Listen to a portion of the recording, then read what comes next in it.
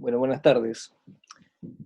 A continuación les voy a dar a conocer, digamos, y a ejemplificar lo que es la partida doble con los distintos ejemplos de hechos económicos que van a afectar a una empresa. El primer hecho económico que es importante registrar es el inicio de actividades para todo tipo de empresa, ¿ya? En esta, nosotros vamos a ver algunas variaciones, ya sean recursos o en obligaciones. La premisa de la partida doble indica que si una entidad o empresa jurídica constituida, digamos, legalmente bajo las leyes chilenas, tiene recursos, es porque esos recursos los debe. ¿Y a quién se los debe? Normalmente o a los dueños o a terceras personas ajenas a la empresa. Los recursos se denominan comúnmente como activos y el origen de esos recursos normalmente es o por aporte de los dueños o por deudas que tiene la empresa con terceros ajenos a ella, por ejemplo, con bancos, con proveedores, acreedores, etc. En nuestro caso, el primer hecho económico que vamos a registrar y que tiene el amparo, naturalmente, documentación mercantil, ¿ya? Contratos, escrituras, etc., es la creación de la empresa de transporte denominada BioBio con 2 millones en dinero en efectivo, ¿ya? Como aporte inicial de los dueños. ¿Qué es el análisis que deben hacer ustedes? Si se hace un aporte a esta empresa, significa que tiene o tiene disponible, digamos, 2 millones de pesos en dinero en efectivo. Por convención, históricamente, el dinero en efectivo se denomina caja porque el dinero siempre ha estado guardado dentro de las organizaciones en algún tipo de caja, ¿ya? Entonces, el nombre que se le coloca al dinero en efectivo cuando uno va a registrar un hecho económico es caja. En este caso, 2 millones de pesos, ¿ya? Y si la empresa tiene 2 millones de pesos, significa que adeuda estos 2 millones de pesos, que tiene una obligación con ellos, ¿ya? ¿Y con quién tiene una obligación? Con los dueños, ¿ya? Y el aporte normalmente que los dueños hacen a una empresa se llama capital. ¿Con qué capital comenzaste la empresa? Con 2 millones de pesos. Bien, el segundo hecho económico que tiene esta empresa, entonces, lo que hace es ir a un banco y pedir abrir una cuenta corriente. Y le pide abrir con 1,5 millones de pesos. ¿Cuál es el análisis que se hace? Tenían 2 millones, de los cuales toman 1,5 millones y lo van a dejar al banco. Y abren una cuenta corriente en ese banco, a nombre naturalmente de la empresa de transporte. Significa que en caja solamente me van a quedar 500.000 pesos. He cambiado simplemente un recurso que lo tengo en la empresa y creé otro recurso en una institución financiera, digamos en un banco, para poder operar comercialmente, ya sea utilizando cheques o realizando transferencias electrónicas de fondos. Eso es mucho más fácil que tener el dinero en la empresa porque naturalmente en la empresa es susceptible de robo, extravío, hurto, etc. Por lo tanto, las empresas siempre tienen su dinero y manejan mucho dinero en cuentas corrientes.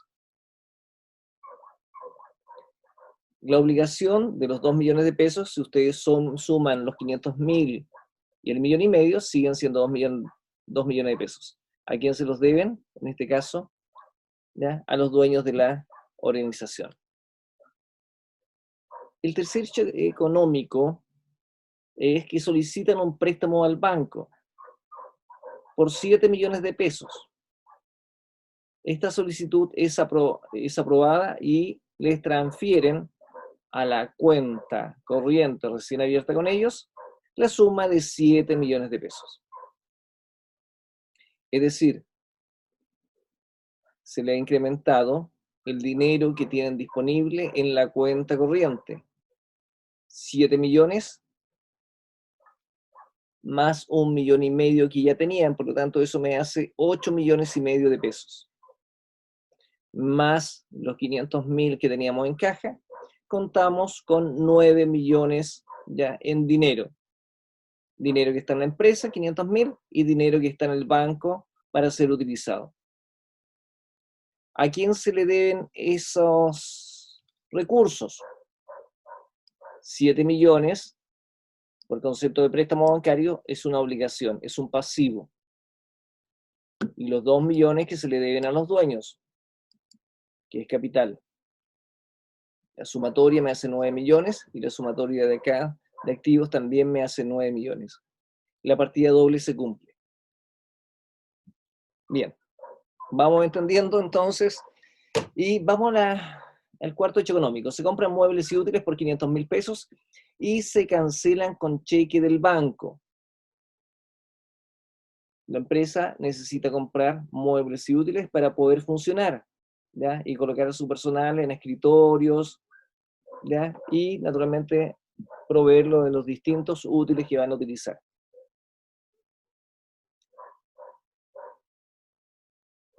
Si adquieren muebles y útiles, significa que me van a llegar a la empresa muebles y útiles. ¿Por qué valor? Por 500.000 pesos. Por lo tanto, surge una nueva cuenta, muebles y útiles, por 500.000 pesos. Pero como los pagué con un cheque del banco, el banco tenía 8,5 millones y ya ahora solamente me quedan 8 millones de pesos. Si sumamos la ecuación del inventario, en activos siguen habiendo 9 millones de pesos, simplemente porque traje muebles por 500.000 pesos, pero los pagué, por lo tanto disminuyeron los recursos en 500.000 pesos.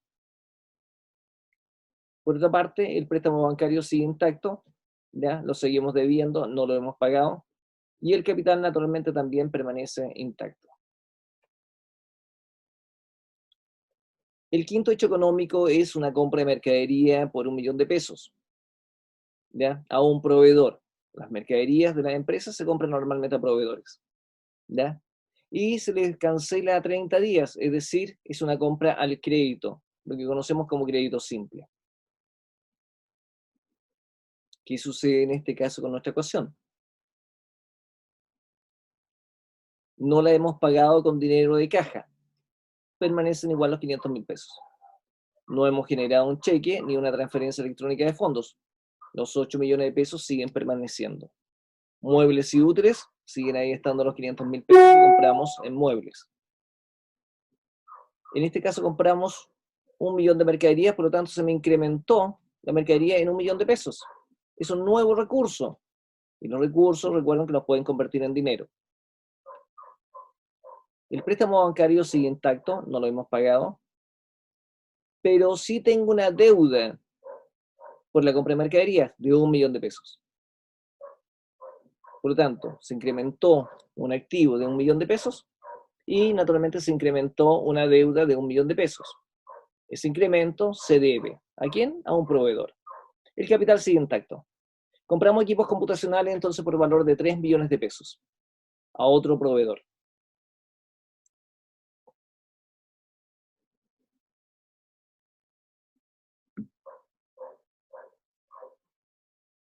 Tenemos caja, 500.000 pesos, banco, los mismos 8 millones, muebles y útiles, 500.000, mercadería, 1 millón de pesos, y surge otro activo, otro recurso que se llama equipos computacionales, ¿ya? Y la sumatoria de los activos tiene que ser igual a la de los pasivos y patrimonio. Tenemos un préstamo bancario de 7 millones que todavía sigue intacto, pero los proveedores que teníamos de 1 millón de pesos se incrementaron en los 3 millones de pesos que acabamos de comprar en equipos. Por lo tanto, ahora a los proveedores les debemos 4 millones de pesos. Si suman tanto los activos como los pasivos, les va a cuadrar 7, 8, 9, 10, 11, 12, 13 millones de pesos en los pasivos y van a tener 13 millones de pesos en los activos. 10 millones y 3, 13 millones. Se cancela en este caso entonces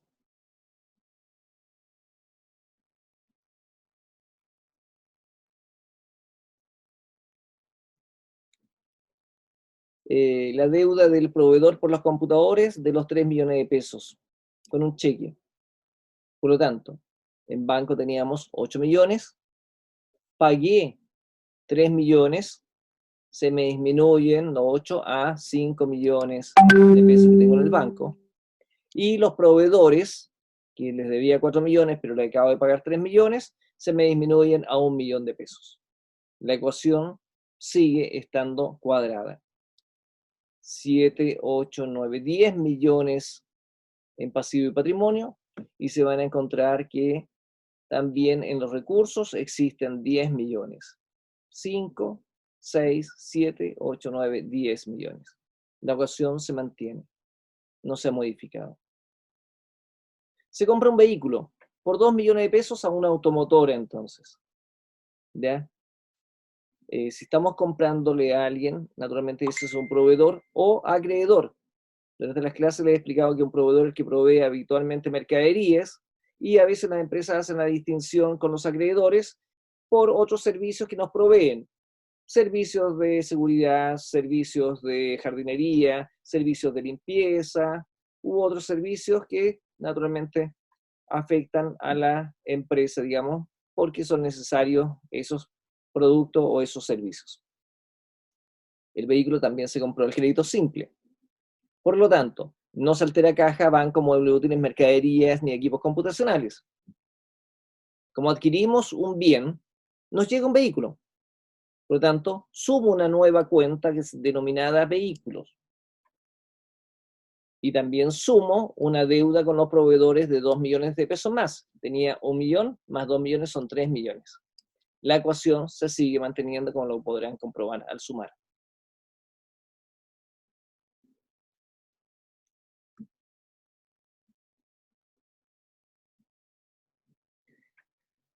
Ahora cancelamos al proveedor de la automotora, un 50% de la deuda con cheque, y el resto quedó al crédito simple. Es decir, le pagamos la mitad, ¿ya? Con un cheque. Por lo tanto, si el vehículo nos había costado 2 millones de pesos, y estoy cancelando al 50%, significa que estoy cancelando 1 millón de pesos con cheque. Banco que tenía 5 millones, me quedan 4 millones. Los vehículos se siguen manteniendo intactos y los proveedores, en este caso, disminuyen 1 millón de pesos y nos quedan los 2 millones de pesos. ¿De acuerdo? Siguiente ejemplo. Se cancela la deuda con el proveedor Falabella, deuda que está aquí también presente dentro de esos 2 millones de pesos, por 1 millón de pesos. Por lo tanto, banco nos vuelve a disminuir en 1 millón de pesos y los proveedores vuelven a disminuir en 1 millón de pesos. Se produce una salida de dinero del banco y se produce una disminución de la deuda de proveedores.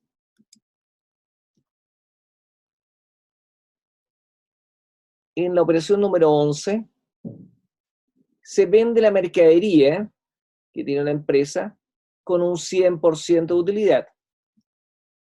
Si ustedes quieren saber cuánta mercadería nos queda en la empresa, aquí lo tienen, porque ustedes han arrastrado estos saldos. Yo sé que tengo 1 millón de pesos de mercadería, y si lo voy a vender con un 100% de utilidad, significa que lo vendí al doble, es decir, en 2 millones de pesos. Como lo vendo al crédito simple, ¿a quién se lo vendí? A un cliente. ¿De acuerdo? Por lo tanto, entran a jugar 3 tipos de cuentas. Por una parte, mercaderías, por otra parte, utilidad, y por otra parte, cliente. Lo vamos a ver a continuación. Como estamos comprando, vendiendo al crédito simple, no me entró dinero de parte del cliente, porque cuando las empresas venden recursos, normalmente les llega dinero, ¿ya? Pero como esto es a plazo, a 30 días más, el dinero no me va a llegar ahora. Solamente se emite la factura de venta al respectivo cliente, y esa factura me da el derecho a cobrar esa deuda en 30 días más. Banco permanece igual, muebles y útiles, equipos computacionales, vehículos. Las mercaderías que tenía, como las vendí, se fueron. Por lo tanto, quedaron en cero. Tenía 1 millón de pesos y se me fueron las mercaderías. Pero como yo se las vendía a un cliente al doble, me aparece un recurso, que es un derecho en el fondo, de 2 millones de pesos con los clientes, que en algún minuto se los voy a cobrar y esos 2 millones de pesos se van a transformar en dinero en efectivo o simplemente se van al banco. El préstamo bancario no lo hemos tocado, los proveedores en este caso no tienen nada que ver con una venta, el capital permanece intacto, pero sin embargo se genera una nueva cuenta, una cuenta de ganancia. Esta operación la vendimos con un 100% de utilidad. Si ustedes recuerdan las clases, van a recordar que tenemos cuentas de activo, cuentas de pasivo, cuentas de patrimonio, cuentas de resultado pérdida y cuentas de resultado ganancia. En este caso, aparece la primera cuenta para ustedes, digamos que es una utilidad, que es lo que persiguen todos los comerciantes. ¿De cuánto? De 1 millón de pesos. Y la cuenta, ¿cómo se llama? Utilidad en venta. Así de simple. Si van a comprobar la sumatoria de los activos y de los pasivos, ustedes van a comprobar que son iguales.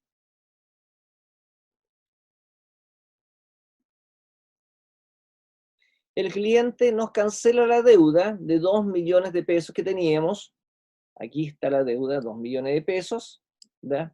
Con dinero en efectivo. Significa que en caja entran 2 millones de pesos. Teníamos 500.000, que ustedes lo pueden observar ahí, y ahora si le sumo 2 millones, son 2 millones y medio que están en la cuenta caja. Los clientes han quedado en cero porque la deuda ya se cobró. Por lo tanto, el cliente no le debe nada a la empresa. Tampoco tenemos mercadería, ¿de acuerdo? El préstamo bancario, los proveedores del capital y la utilidad permanecen intactos. Si sumamos esta ecuación, naturalmente nos vamos a encontrar con que tenemos 5 millones y medio, 6, 7, 8, 9, 10, 11 millones de pesos en activos y tenemos también 11 millones de pesos en pasivos, patrimonio y utilidades. En la operación número 13 se cancela la primera cuota, ¿se recuerdan? Del préstamo bancario. Eran 10 cuotas iguales de 700.000 pesos. El banco nos había facilitado, ¿cuánto? Dice 7 millones de pesos. Ahí está el préstamo bancario. 7 millones de pesos. Como son 10 cuotas iguales y vamos a pagar una cuota, entonces tengo que pagar una cuota de 700.000 pesos. No obstante, el banco opera con interés. Siempre que un banco le facilita el dinero a alguna empresa, naturalmente que fija, ¿ya? O prefija, digamos, una tasa de interés al cual uno está de acuerdo o no, digamos, para tomar el préstamo. En este caso, se tomó el préstamo y por lo tanto hay que cancelar los intereses. La cuota del préstamo son 700. El interés bancario, un 10%, 70.000 pesos. Por lo tanto, el total cancelado son 770.000 pesos que van a ser cancelados con una transferencia desde la cuenta corriente del banco. La empresa tiene su cuenta corriente y en la cuenta corriente sabemos que tenemos 3 millones de pesos. Se van a cancelar entonces, en este caso, 770.000 pesos, con los cuales simplemente la persona responsable de la cuenta del banco en la empresa hace la transferencia, ingresa naturalmente a la aplicación virtual del banco y transfiere desde la cuenta corriente hacia el préstamo. ¿Cómo queda esto? Banco me disminuye en 770.000 pesos, porque eso es lo que se está cancelando. El préstamo bancario disminuye en 700.000 pesos. Si yo disminuyo 10 cuotas de 700.000 pesos, el préstamo bancario va a quedar totalmente cancelado.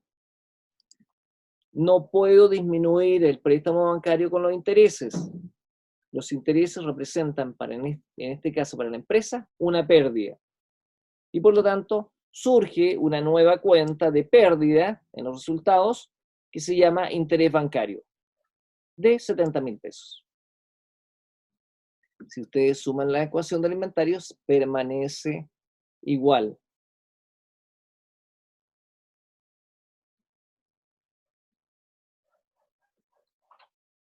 Y la operación 14 llegan facturas por conceptos de gastos. Normalmente las empresas denominan una cuenta gastos generales, ¿ya?, que agrupa una serie de cuentas individuales, por ejemplo, la cuenta de la luz, del agua, de la telefonía, de telefonía fija, celular, u otros distintos conceptos de movilización, etcétera, o gastos menores, que pueden ser agrupados perfectamente como gastos generales en una sola cuenta. También pueden usar una cuenta de luz, es decir, gastos de luz, ¿ya?, gastos de agua, gastos de telefonía, y crear más cuentas. En este caso, para esta ejemplificación, como primer ejemplo, es un gasto total de 130.000 pesos, ¿ya?, que llegaron con facturas a nombre de la empresa. Reconocemos las facturas, en este caso, de 130.000 pesos. Teníamos deudas con los proveedores de 1 millón, pero le tuvimos que agregar 130.000 pesos más. Pero estos recursos, o la luz, el agua y el teléfono, son recursos consumidos y que cuando se cancelan simplemente son pérdidas para la empresa. El concepto de pérdida significa que no puede ser transformado en dinero, como lo es, por ejemplo, un vehículo. Un vehículo yo sí lo puedo vender y sí se puede transformar en dinero. A lo mejor no lo voy a vender en 2 millones, pero sí lo puedo vender en 1.800.000, 1.500.000, depende cómo esté. Y en algunos casos incluso podría vender más caro. En cambio, los gastos no. Usted paga la luz, es una pérdida para usted. Si paga arriendo, es una pérdida. Los gastos de combustible, locomoción, etcétera. Todo lo que representa un gasto viene siendo una pérdida para la empresa. Como teníamos la deuda de los 130.000 y la operación 15 se cancela. ¿Y de qué manera se cancela? En efectivo. Es decir, teníamos 2.500.000 menos 130.000, nos quedan 2.370.000 pesos en la cuenta caja. La cuenta de proveedores disminuye en 130.000 y la ecuación del inventario se ha mantenido a través de todas estas operaciones. Si ustedes suman los activos, se van a dar cuenta que son iguales los pasivos, más capital, más las ganancias y menos las pérdidas. Aquí está la utilidad, y pérdidas por intereses y pérdidas por gastos generales. Espero que les haya quedado claro, ¿ya? Si tienen otras consultas, me las pueden realizar durante la clase. Gracias, ¿ya?, por haber visto este video y, como digo, quedamos atentos al siguiente video. Gracias.